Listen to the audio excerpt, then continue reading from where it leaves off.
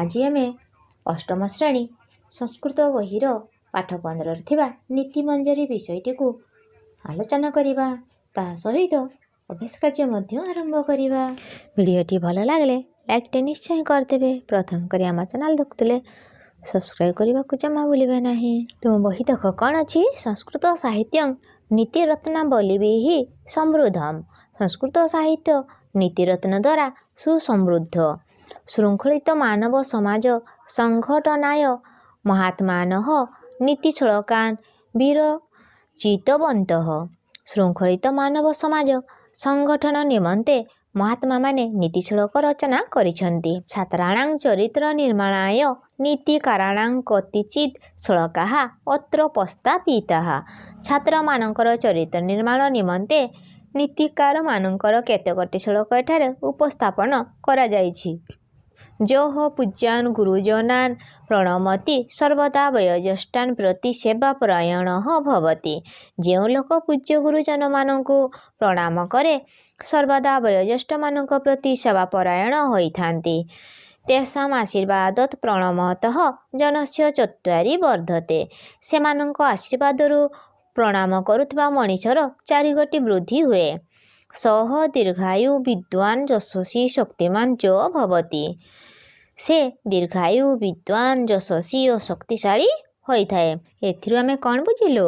जो लोक माने गुरुजन मानंकु प्रणाम करंती आउ कौन वयोज्येष्ठ मानकर सेवा परायण करंती सेमाने 4 गोटी आशीर्वाद प्राप्त करिथांती। कौन ना दीर्घायु विद्वान यशस्वी और शक्तिशाली होइथांती। सर्पः भयप्रदः खलः अपि मारात्मकः। साप भयंकर दुष्ट मध्य भयंकर परंतु सर्प खल यर्गर मध्ये सर्पः दुर्जनात् श्रेयस्करः। किंतु साप दुष्ट मध्य साप दुर्जन ठारू श्रेयस्कर।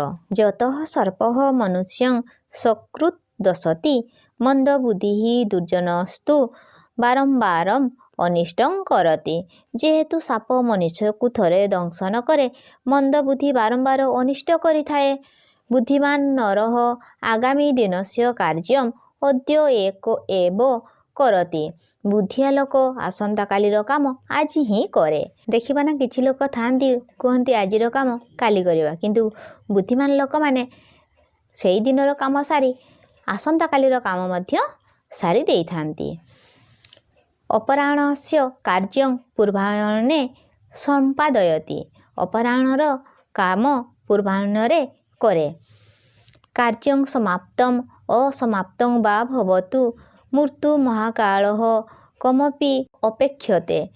काम शेष होइछि किंबा काम शेष होई नाही जम काहारी को अपेक्षा करे नाही। विगतः विषयः न चिंतनीयः। जहाँ चली जाइछि से विषय चिंता करिबा अनुचित। भविष्य काले किं भविष्यति तदपि न चिंतयेत। भविष्य काल रे कौन हेबो ताहा मध्य चिंता करिबा अनुचित। भविष्यत रे कौन हेबो ताहा मध्य केबे भी चिंता करिबा उचित नुहे। जहाँ चली जाइछि से विषय मध्य चिंता करिबा आदौ उचित नुहे। विज्ञ जनाः वर्तमान घटना विषये एव चिंतयन्ति कार्यं कुर्वन्ति च। विज्ञ लोक माने वर्तमान घटना विषय ही चिंता करती और कार्य करती। कार्यं कुर्वन्ति च। विज्ञ लोक माने वर्तमान घटना विषय ही चिंता करती और कार्य करती। अल्पानि अपि वस्तुनि यदि एकत्रितानि भवन्ति तहि तयि महत् कार्यं साधितं भवति। अल्प वस्तु यदि एकाठी करा जाए तेबे सेथिरे बड़ कार्य साधित होई पारे। तृणानि यदि पृथक सन्ति तानि दुर्बलानि भवन्ति। घास गुड़िक यदि अलगा करा जाए सेगुड़िक दुर्बल होइथाए। परंतु यदि तानि एकत्रीकृत्य मनुष्यः रज्जुरूपेण व्यवहरति किंतु यदि सेगुड़िक एकाठी करी मनुष्य दौड़ी भावरे व्यवहार करे तया रज्ज्वा महाबलस्य गजस्य अपि बंधनं कर्तुं शक्यते।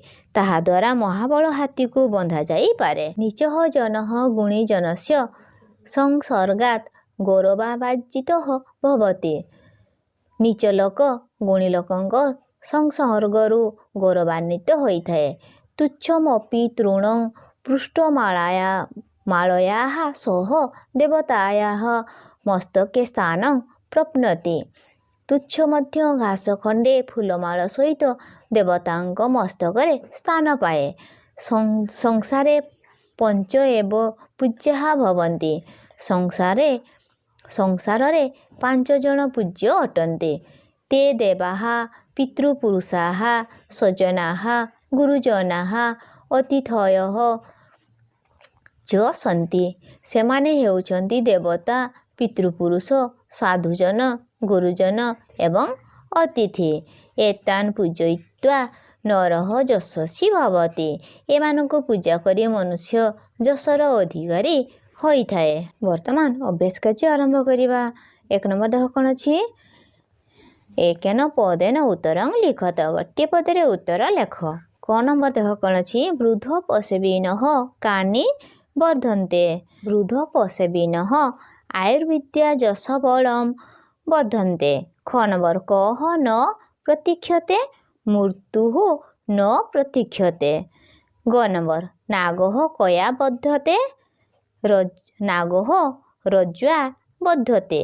घ नंबर तृणं कुत्र धार्यते तृणं शिरसि वा मस्तके धार्यते। व नंबर सर्प दुर्जनयः कः श्रेयस्करः सर्प दुर्जनयः सर्पः श्रेयस्करः। च नंबर किं न चिन्तयेत् भविष्यं न चिन्तयेत्। 6 नंबर रज्जु कै आरभ्यते रज्जुः तृणै आरभ्यते। 2 नंबर देख कोन अछि स्तंभ मेलनं कुरुत। स्तंभ मेलाओ। क स्तंभरे कोन अछि चत्वारि। ख स्तंभरे कोन हबो वर्धन्ते। सर्पः दशति सकं न कुर्वीत यशः प्राप्नोति नागः बध्यते। वर्तमान 3 नंबर यथाक्रमं लिखत। क्रमानुसार सजाई लेख गइछि। देख क नंबर सेमिति एपट सेपटे अछि आमे ताकू क्रमानुसार सजाई लिखले कोन हबो सोह कार्य मध्य कुर्वीत पूर्वाह्ने चापराह्निकम्। तापरे ख नंबर सेमिति देख एपट सेपटे अछि आमे ताकू सजाई लिखले कोन हबो सर्प दुर्जनयः मध्ये वरं सर्प न दुर्जनः। ग नंबर सेमिति आमे सजाई लिखले कोन हबो तृणै आरभ्यते रज्जुः तया नागपि बध्यते। घ नंबर देख कोन हबो पंचैव पूजयन् लोके यशः प्राप्नोति केवलम्। व नंबर सेमिति सजाई लिखले कोन हबो गते सकं न कुर्वीत भविष्यं नैवैष चिन्तयेत्। वर्तमान 4 नंबर देख बंदनी मध्यस्थ यथार्थ पदेन शून्यस्थानं पूरयत। बंदनी मध्यरु ठीक पद बाछि शून्यस्थान पूरण कर। क नंबर सर्प देश कालेन सर्प दशति कालेन। ख नंबर भविष्यं देश चिन्तयेत् भविष्यं नैव चिन्तयेत्। ग नंबर तृणं देश धार्यते तृणं शिरसि धार्यते। घ नंबर सोह कार्यमध्य देश सोह कार्यमध्य कुर्वीत।